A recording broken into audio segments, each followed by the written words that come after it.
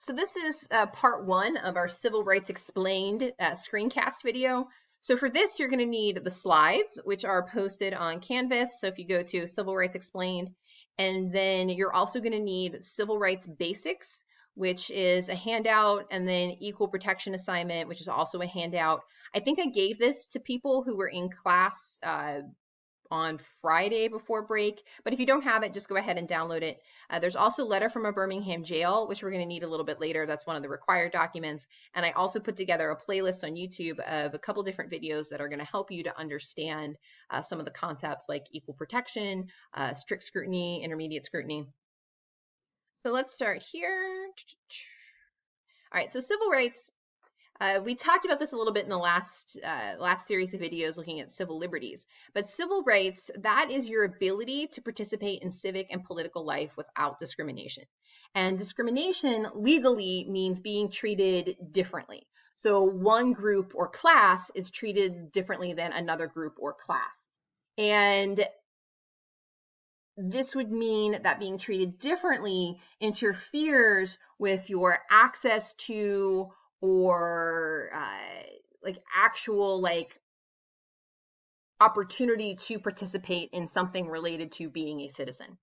So this would include your rights such as like voting and running for office, but it would also include individual rights. So those civil liberties. So things like freedom of speech, free exercise of religion, and also like an overall feeling of safety, security that's afforded to citizens of the United States. So civil rights and our understanding of civil rights in the United States comes from two parts of the 14th Amendment, what's known as the Due Process Clause and the Equal Protection Clause of the 14th Amendment. And we've already seen this when we were talking about civil liberties and incorporation. We were looking at the last part of the 14th Amendment, that nor shall any state deprive any person of life, liberty, or property without due process of law, nor deny to any person within its jurisdiction equal protection of the laws. So these two things, the Equal Protection Clause and the Due Process Clause, are the heart and soul of civil rights in the United States. And there are bodies of cases explaining, identifying, understanding what it means to apply due process, and the same thing for equal protection. So if you were to take any kind of college course or law school course about civil rights, you're going to spend a lot of time looking at the 14th Amendment. So this unit in College Board is centered around an argument essay, which I don't know if we're going to write it. We got to wait until April 3rd to figure out what type of free response question you're going to be seeing on the exam. But we can look at it through this lens. So it's this idea asking which of the following is most responsible for the expansion of civil rights and civil liberties. So what is the group or institution that's most responsible for allowing as many Americans as possible to participate in civic life in the United States? So participating in government, having access to equal rights. So is it social movements? So like when you think civil rights, you're probably thinking of like Martin Luther King, sit-ins, boycotts, like when you learned about the civil rights movement last year. The Supreme Court, we're going to look at a couple different court cases, and then the legislative branch. So we're going to take a look at a couple different laws pertaining to civil rights. So let's start with the Supreme Court. So you're going to have to look at your Supreme Court organizer, so the required case organizer, which we went through all but two cases in the civil liberties videos. So we're going to take a look right now at Plessy v. Ferguson, and then Brown v. Board of Education, and then Brown v. Board of Education 2, also called Brown 2. So we're going to take a look at Plessy v. Ferguson. So this case, which you probably remember from U.S. history, so this involves the question of whether or not segregated facilities are a violation of the 14th Amendment. So Homer Plessy was arrested for riding the whites-only car on a train in Louisiana. He was what's called an octoroon, which means that he was 1/8 Black. That means essentially that like one of his grandparents was mixed race. So by Louisiana law, even if you were like 1/8 Black, that you couldn't participate or you couldn't have access to the same facilities as people who are white.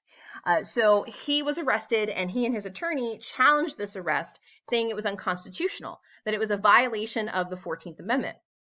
So the Supreme Court disagreed. They said that segregation is not a violation of the 14th Amendment. So this gave a green light to a lot of the Jim Crow laws, segregation laws that existed in Reconstruction up until about the 1950s. And it was saying that as long as you provide equal facilities, separation is constitutional. So separate but equal. And their argument was that the 14th Amendment was designed to fix political and legal inequalities that were a holdover from slavery.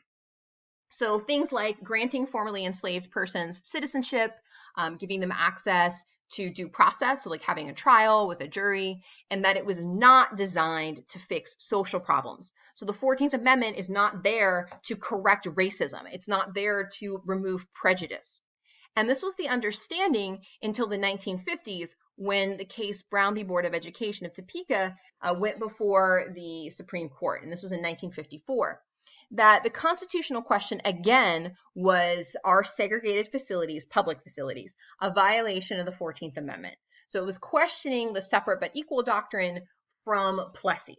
And in this case, the NAACP provided the legal counsel to Linda Brown and a group of other families that were suing as a violation, were suing because of a violation of the 14th Amendment. They said that the segregated schools their children were forced to attend were inferior, that they were not receiving the same quality of education as the white children in their neighborhood.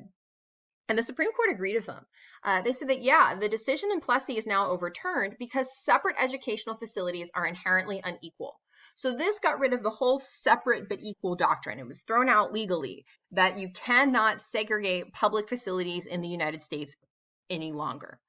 And the reasoning behind this was that any kind of separation or discrimination, treating different groups or classes differently, that then means that you are implying some kind of inferiority. That if you were the same, you would just get the same facilities or you would have the same access. And the court relied on a lot of sociology, psychology, which was brought into the argument made by Brown, her family, and the attorneys representing them, saying that this feeling like being forced to go to a different place or use a different water fountain or go to a different bathroom or a different school, that it really shows or creates this feeling that you are not the same. You don't get what everyone else gets. And that feeling, that is enough. That feeling of inferiority is enough to violate the Equal Protection Clause of the 14th Amendment. And as a result of this case, the 14th Amendment was then applied to a variety of social issues. Where Plessy said, nope, this is a political issue, the 14th Amendment was a political issue.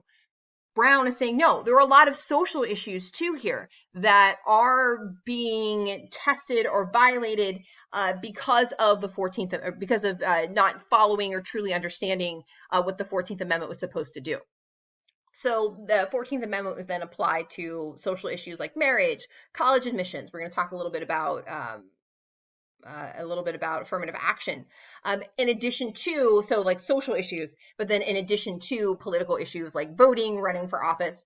So there was a second case in 1955, so 1 year later, where the Supreme Court ordered schools to desegregate with, quote, all deliberate speed, which a number of states in the South, including Virginia, really took a long time to do that. Their speed was deliberately slow.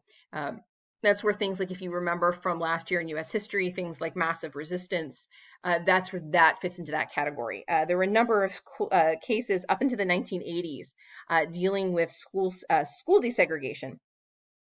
And it took decades for public schools to officially be desegregated. So we're going to take a look at a couple of things related to how civil rights law is applied. I would really like you to take a look at the videos in the playlist, especially the Crash Course Government Equal Protection. It does a good job of walking you through some of these concepts, and it does so in an animated way that I can't provide you. So I would take a look at those. And then we're going to take a look here now at civil rights law basics that I have posted in modules. So what happens is that following Brown, the Supreme Court took a bunch of different cases examining civil rights, the 14th Amendment, how it's applied, what is it applied to, what does it mean? So it resulted in what's called standards of review. And the standards of review are essentially tests that courts use to figure out whether or not the government is violating the 14th Amendment. And there's something that we're going to also take a look at, the Civil Rights Law Basics. That's also a handout I have on Canvas, and we're going to look at both of those together. I also put up a video on the playlist that takes a look at these different standards of review. What does strict scrutiny mean? What does rational basis mean? So if we take a look at Civil Rights Law Basics. So at the top there, you have a copy again of the 14th Amendment, and we're looking at the bold part, nor shall any state deprive any person of life, liberty, or property without due process of law, nor deny to any person within its jurisdiction equal protection of the laws. So we have due process, which from a government perspective and a legal perspective, if you were to take something to court, due process is understood to mean your protection of individual rights, that the government cannot take away any fundamental rights without being held to the highest standard of review. So that's like the highest test, that they can't take away any fundamental rights without proving certain things. Equal protection is the protection of certain groups from discrimination. So remember that discrimination means separating groups and separate treatment or standards, and that the government cannot do certain things to certain groups without being held, again, to the highest standard of review. So the standards of review from highest to lowest are right here, that we have strict scrutiny, intermediate scrutiny, and rational basis. Strict scrutiny is the highest standard of review. It's the strictest, hence the name, test. That the government in court, the government's job is to prove that its actions are a necessary part of a compelling governmental goal or purpose, and that the government's actions are assumed to be inherently suspect unless it's using narrowly tailored methods to serve a compelling purpose.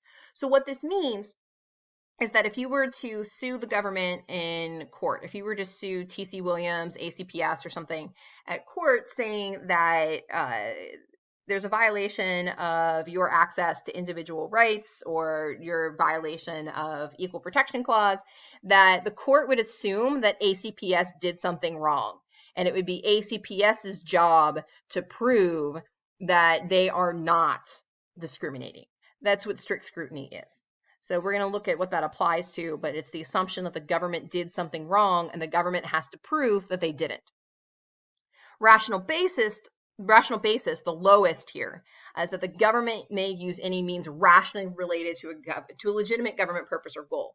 So here, you, the individual, would have burden of proof, meaning that you, if you were suing ACPS in this circumstance, that you would have to show that ACPS is the one that was discriminating. And the assumption in this case, when we're talking about rational basis, the assumption here is that the government, or in this case like ACPS, is in the right, that they did something correct, you got to prove that they didn't. And strict scrutiny is the reverse. Strict scrutiny is the assumption that the government, or in our example ACPS, that the government did something wrong and they got to prove that they didn't. And rational basis is the assumption that, yeah, the government maybe did something wrong, but you got to prove it. And then intermediate scrutiny is kind of in between, that doesn't apply to as many things. But if you take a look here, so at the bottom, for due process, strict scrutiny relates to your fundamental rights. So those would be things mentioned in the Constitution and the amendments, plus privacy and marriage. Those were added as a result of a number of different cases like Roe v. Wade, Obergefell v. Hodges. So the court was adding a couple different things to strict scrutiny. And then due process, rational basis is applied to like everything else. So like your right to an education would get the rational basis examination in court. But if it's dealing with your freedom of speech, your right to vote, that would receive strict scrutiny because that is something that, those are things that have been deemed fundamental rights. They're mentioned in the Constitution, and then in addition to like privacy, marriage. So those would receive strict scrutiny. Then for equal protection, strict scrutiny would be applied to anything that would be involving race, religion, national origin. And these are called suspect classifications, that individuals that have historically been subject to discrimination and its stigma. So if you are suing, let's say again in this example, you're suing ACPS for an equal protection violation based on race, that they're treating Black students differently than white students, then the court would take a look at the case using strict scrutiny. Intermediate scrutiny are cases that involve gender and sexual orientation, and then rational basis is just everything else. So like age, socioeconomic class, disability. So those would receive the rational basis test. So we're going to take a look in the next video at applying these concepts. So you're going to need the equal protection assignment.